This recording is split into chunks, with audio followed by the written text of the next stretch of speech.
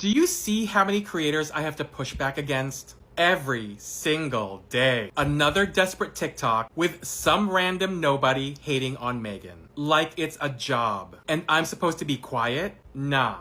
Because the amount of hate Meghan gets is absolutely unhinged. And for what? What has she done to them? Nothing. They don't know her. They've never met her. But somehow they have a dissertation on why they don't like her. Be fucking serious. The majority of hate she gets is based on nothing but tabloid lies. Lies written to provoke, to bait, to make you click. And the fact that they believe it, the fact that they take it as truth, without an ounce of critical thinking, that makes them weak-minded. They're not in the know. They're not informed. They're being spoon-fed garbage and calling it a meal. Meanwhile, the people cashing the checks, they don't care if it's true. They just care that it trends. And the haters are out here pushing their agenda for free. And let's address the most tired excuse of all. If she wants privacy, why is she everywhere? Be for fucking real. Meghan doesn't control the press coverage. The press does. The tabloids write about her constantly because they know she's global. She makes headlines. She drives clicks. She makes them money. So if you're sick of seeing her, then take it up with the media outlets that can't go a week without using her name for engagement. Not the woman just trying to live her damn life. And while we're here, when I see women leading the smear campaign, that's when it's really the most disappointing. That's exactly why it's so hard for women to get ahead.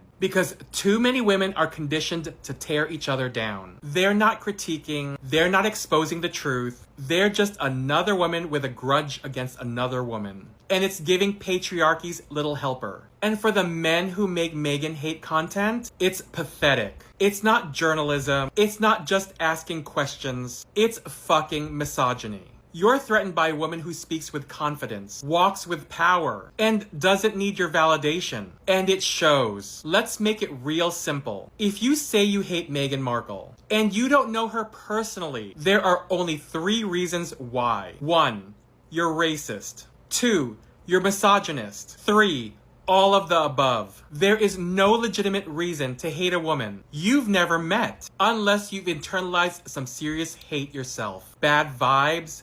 Grow up. She's not authentic? Define authentic. Is it white, quiet, and obedient? Because that's what it's starting to sound like. She's not relatable? Because she's not one of you? She doesn't walk, talk the way you want her to? Then maybe you're the kind of person who thinks a woman needs to know her place. This isn't about royal protocol. This isn't about candles or tiaras or titles. This is about a biracial woman who married into whiteness and refused to disappear. And that, for a lot of you, is unforgivable. Well, guess what? She's not going anywhere, and neither am I.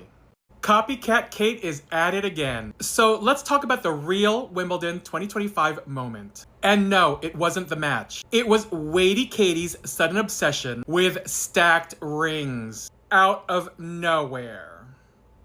She shows up with her sapphire engagement ring, her wedding band, plus 2 eternity rings all layered together. And no, we're not calling it iconic, not even groundbreaking. Because baby, Meghan's been doing that for years. This is the same Meghan they all love to hate. The one they said was too Hollywood for the royal family. The one they dragged for her minimalist jewelry and stacked bands since 2018. But the moment Kate copies it, it's royal elegance. Get the fuck out of here. And let's go deeper. Duchess Doolittle didn't just wake up one day with a new sense of style. Her longtime stylist, Natasha Archer, who's basically the Duchess of Dupe at this point, was caught following Meghan and all of Meghan's close friends on Instagram. That's not coincidence. That's research. That's a whole mood board. That's copy and paste. And before Meghan haters get into their feelings, yes, we're saying it. Kate's entire aesthetic is a Meghan remix. From the ring stacks to the sleek neutrals to the effortless silhouettes, it's all been done. Meghan walked so Kate could rebrand. But the haters won't admit it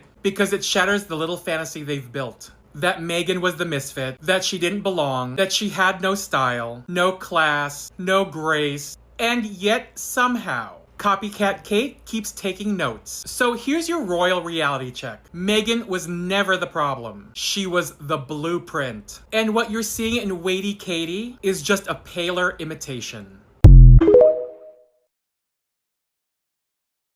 So, Billy Idol, you know, the Prince of PTO, work-shy Willie, his royal no-show, decided to skip out on the D-Day commemorations. And now, even Princess Anne, the firm's most loyal foot soldier, is officially over it. When she's annoyed, you've lost the last ally who ever respected you. Let's break this down. William didn't miss just any engagement. He ghosted one of the most important military events in modern history. While veterans stood at attention, heads of state paid tribute, and Princess Anne handled the weight of it all.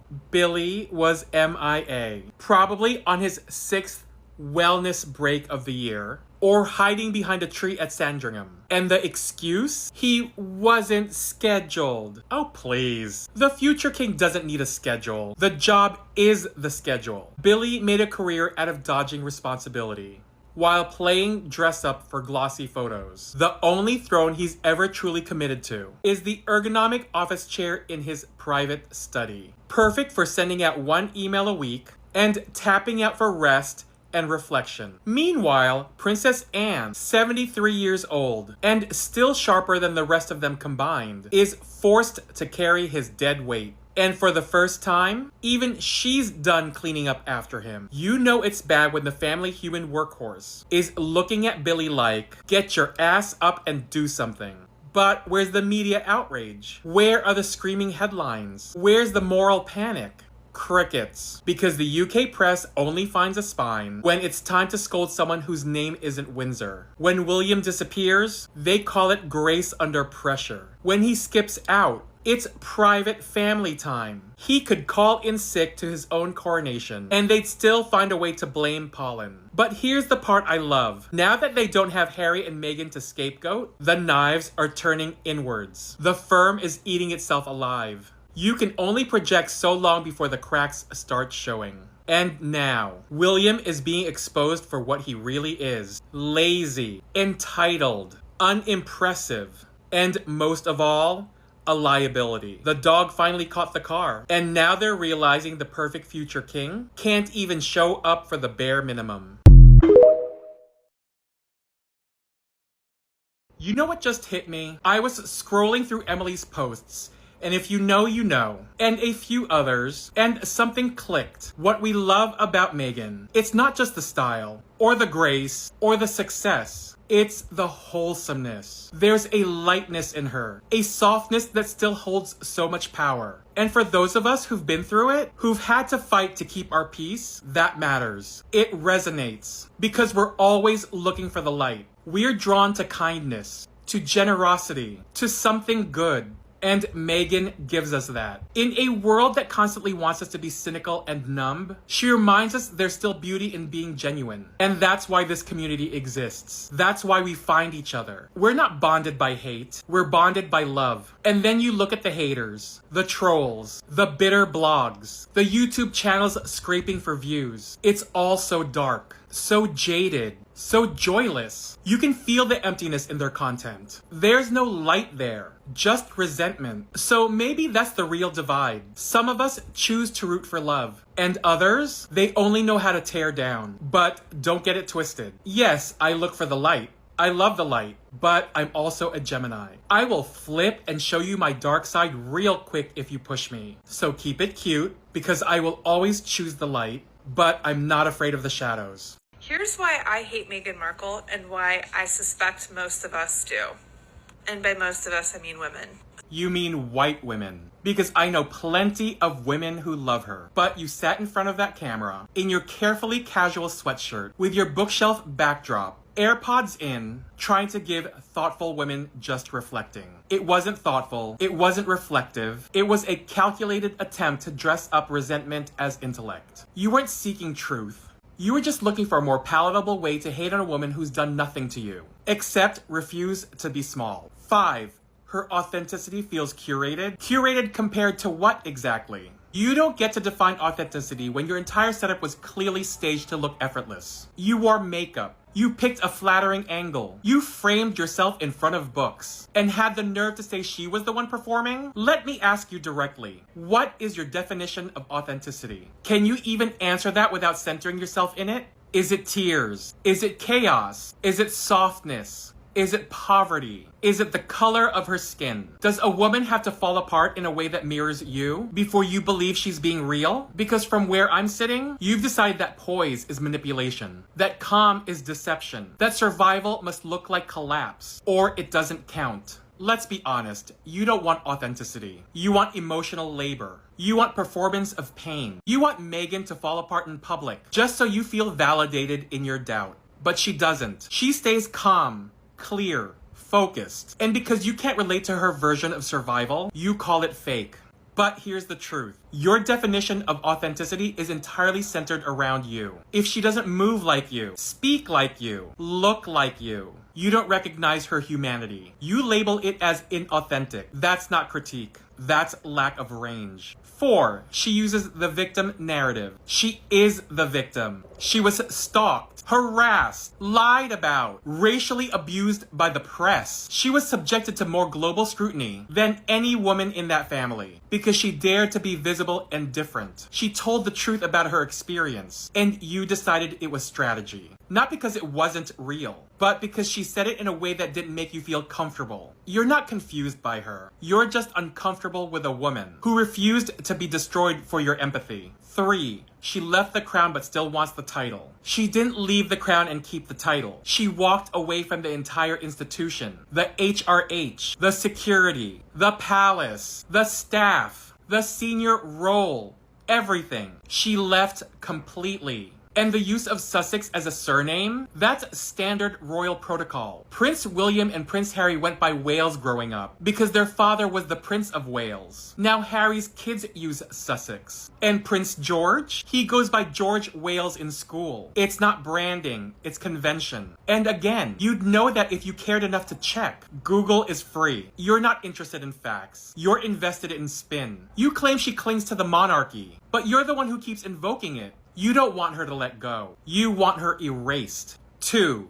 She's a brand. Yes, she is. Because when people like you try to rip someone apart daily, having a brand isn't vanity. It's defense. It's called protecting your name when the world tries to assign you one. And let's be clear. Beyonce is a brand. Michelle Obama is a brand. Taylor Swift is a brand. Serena Williams is a brand. Women in the public eye are always a brand because they have to be. 1. She's not one of us. Say what you mean. She's not white. That's what you're really getting at. She doesn't move through the world with the same inherited grace you recognize. She doesn't cater to your expectations of meekness, humility, or apologetic success. She's not one of us because she's not small. She's not grateful for scraps. And she's not interested in belonging to a group that would gatekeep worthiness based on palatability. You want her to blend in. She chose to stand out. And that's why you're spiraling. Desperately trying to justify hatred that isn't rooted in facts, but discomfort. You say, she's not one of us. You're right. She's better. And this idea of not one of us completely aligns with your brand of politics. Imagine your daughter, your granddaughter, your niece, your little sister walks into school and you raised her to be confident, smart, well-spoken, and a group of girls decides to tear her apart for it. They call her fake. They whisper that she thinks she's better. They isolate her, scrutinize everything she says, everything she wears, everything she is. Not because of what she's done, but because of how she carries herself. And she comes home in tears and asks you, why do they hate me? Would you say, well, sweetie, maybe they're confused by how polished you are. Maybe tone it down. No. We know the truth. You'd call it bullying. You'd call it cruel. Because it is. So, explain to me, why can't you recognize when you're the one doing it? You're not offering perspective. You're not making a point. You're not helping other women. You're just masking contempt with calm tones and a soft camera filter. You are the bully. You are the problem. And if your own daughter ever met a woman like you, you'd be horrified. Well, I finally managed to get my hands on a bottle of Meghan's, as ever, rosé wine, and I'm going to try it for you now.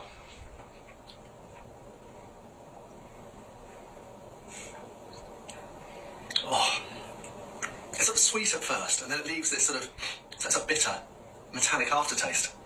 It's a bit like Meghan herself, really. Richard Eden drank Meghan's wine on camera and still thought we'd take him seriously. No, really. Let's talk about this level of desperation. He actually said it was sweet at first, then bitter and metallic, like Meghan herself. That's not a review. That's projection. That's years of unprocessed obsession being spit into a wine glass with zero self-awareness. And let's talk about the bottle. It was already half empty before he pressed record. So you drank half the bottle, then turned to your camera to pretend it was disgusting. Make it make sense. If it was that bad, why didn't you stop at one sip? Why is it half gone, Richard? Were you rehearsing your slander while polishing off your second glass? What we witnessed wasn't wine tasting. It was a man so dependent on Meghan for relevance that he's now performing unpaid PR in the kitchen, trying to pass it off as critique. Richard, you spent years obsessing over her, writing the same bitter think pieces, recycling the same talking points. And now you're sipping her rosé, swearing you're above it, but still showing up every single time. And here's the real kicker. The New York Post, a publication that was never kind to Meghan, ran a blind taste test with actual sommeliers. No labels, no context, just the wine. And hers was picked best in the group. That's called taste. That's called objectivity. Two things you've never possessed. So let's be clear. Richard Eden didn't review the wine. He played to his audience. He drank half the bottle and hit record like he hadn't been gulping it in secret for the past hour. That's not critique. That's damage control for a man who realized he liked it too much and panicked. You claim she's unbearable, yet everything about you, your career, your relevance, your talking points, depends on her existence. You're not a journalist, Richard. You're a Meghan groupie in denial. A background character who keeps trying to force himself into the plot. And the performance? Girl, please. You were serving community theater understudy with a sinus infection. Flat.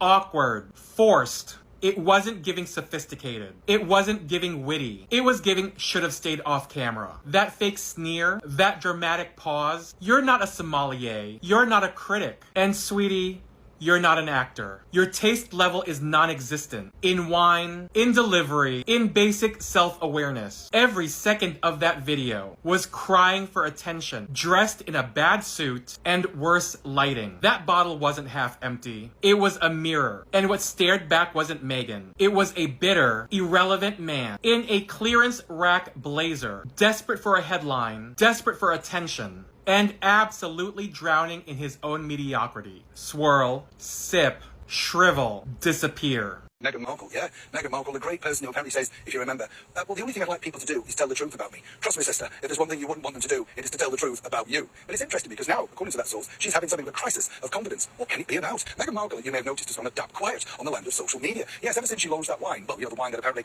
I mean, listen, let's be blunt. One of the tabloid newspapers did a review and said it was dire. Now, here's the problem about the social media stuff, because as I said, when she put the wine up recently, she couldn't even get the sound right, apparently, of the wine being poured. Now, this is because she fired a social media manager. And according to the source who's currently still working there, Meghan's having a crisis of confidence. And this is all really about what to post, because the people online are pulling and picking apart what she's doing. Now, as I said, I'm not a genius at social media, so I'm not quite sure. I'm not interested in expensive fruit platters and somebody smelling sweet bluebells and stuff. You know, it's all a bit contrived. Neil Sean, please log off before the sun finishes melting your scalp. Why does Neil Sean look like an off-brand Annabelle doll that was left in the microwave? You're standing in the middle of a hedge maze, looking like a rejected wax figure from Madame Tussauds, rambling about Meghan's crisis of confidence. And we're supposed to take you seriously? Sir, your tie is working harder than your credibility. Let's get a few things straight. Meghan's not in crisis. She's curating a brand. That baby mama dance? Viral. That launch video? Cinematic.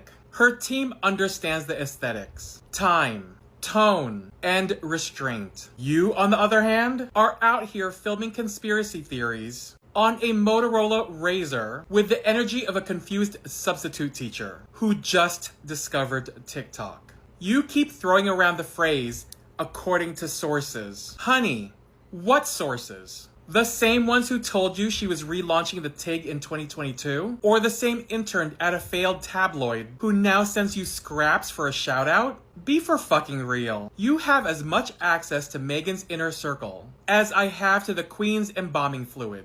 And let's talk about wine. You tried to paint it as a flop. Meanwhile, the New York Post, a known Meghan critic, held a blind tasting, and Meghan's As Ever Rosé beat out wines from Brad Pitt, Cameron Diaz, and Sarah Jessica Parker. You know who judged it? Actual accredited sommeliers. Not you sipping elderflower tonic water and pretending it's vintage Viv. And while we're here, Meghan didn't fire her social media manager, but let's pretend she did. Because even on her worst day, her digital presence is more elegant, more strategic, and more effective than anything you've ever published. Your thumbnails look like rejected real estate ads. Her page? Vogue ready. Oh, and before you start giving advice, let's not forget why you're no longer welcome in actual newsrooms. You were reportedly fired from the Sunday Press after nude photos of you surfaced online. Nude photos. I don't know why anyone would want to see those. I would only assume it was a science experiment. So here's my advice, Neil. Retire. Close the MacBook. Give your overworked blazer a rest. And maybe, just maybe, invest in some SPF before doing another outdoor shoot. Because at this point, the only thing more fried than your scalp is your reputation. Do you think Meghan will ever come back to Britain? I just don't think she has any desire to. She doesn't even want to stand on that Buckingham Palace balcony ever again, I don't think. You know, even though it would be the most incredible publicity for her books and her TV deals and her cookery show. Dominicans want to be more white so bad, but if you went to Spain, you would face so much racism, you would never want to go back. Even though they colonized us and we are part white, they will never see us as that, so give it up. The reason your lips are so full, your hair is so thick, and your body is so curvy is because we're African. The reason we know how to season our food is because we're African. Mango came from Africa. Who said that?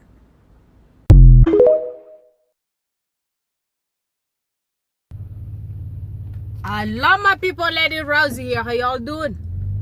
All my new subscribers, you're welcome. And my returning subscribers, y'all know I love you. Guys, I can't believe this. Y'all want to tell me Bullion and Mumberton went back, they went on vacation again? Oh my goodness. I saw this on Royal Sussex last night. I'm not shocked. These people that y'all call, what do you call them people down there? The subjects are good about it. They are good about paying all this. They are actually paying for these people's vacation. I mean, seriously. You are paying for some people to go on vacation, and meanwhile you are on food banks. I've seen naive people in my life, but this level of naivety, oh gosh. This level is from hell. I mean, what the hell? What the hell? Guys, so this is like these people's fourth vacation only this year. And we are still, this is July, right? Yes, sir.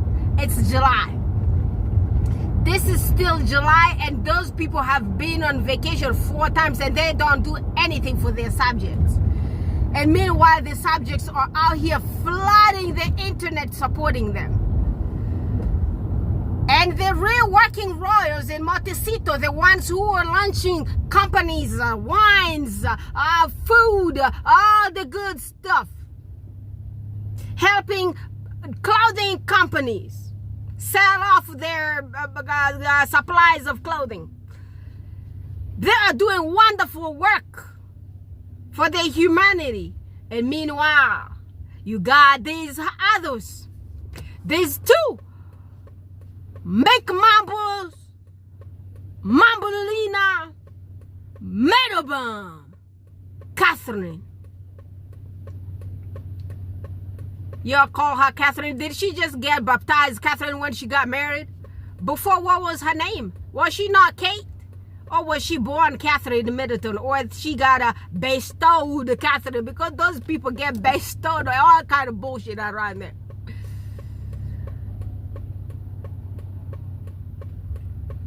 So they've been on vacation. But guess what? We haven't seen pictures.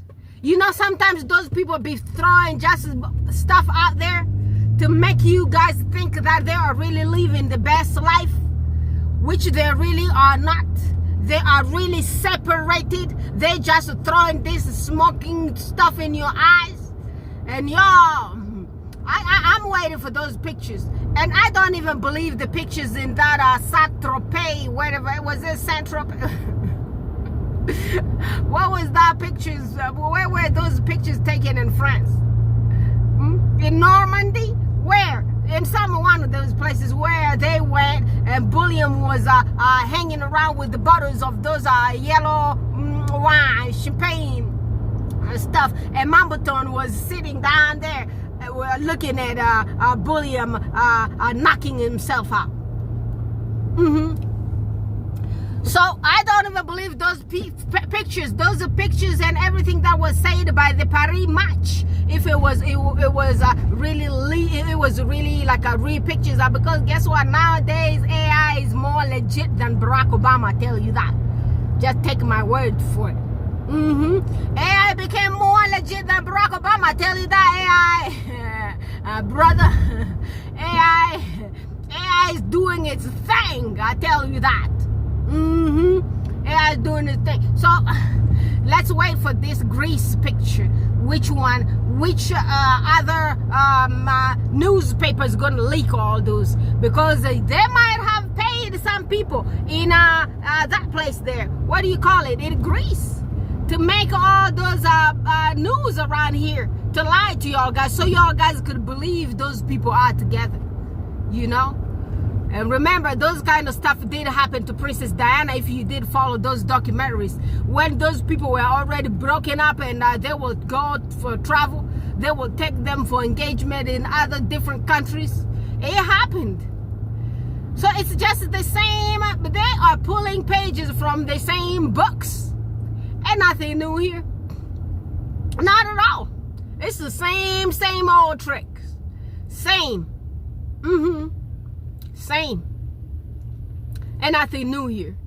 They did it to Princess Diana, and that's the same pages book that they're pulling on these mambos. And because she's so damn dumb and stupid and just the way she is, and when you social climb yourself to a certain level that does not pertain to you, that's how you're gonna be treated. You get treated like shit. I tell you, oh my goodness. I can't even feel sorry for her. But as a woman, it just makes me think a little bit the way she's treated. But I feel sorry for Mean Girl. I do not like Mean Girls. I do not like them. Mumbles, I don't like you, and I don't like you, mother. This sardines lady. She used to serve sardines and crackers, and then she's thinking like she's gonna become like something more than she is. Took all that money and bankrupt her ass, and right now here where she at. You can't even see her. She be looking twisted because of greed.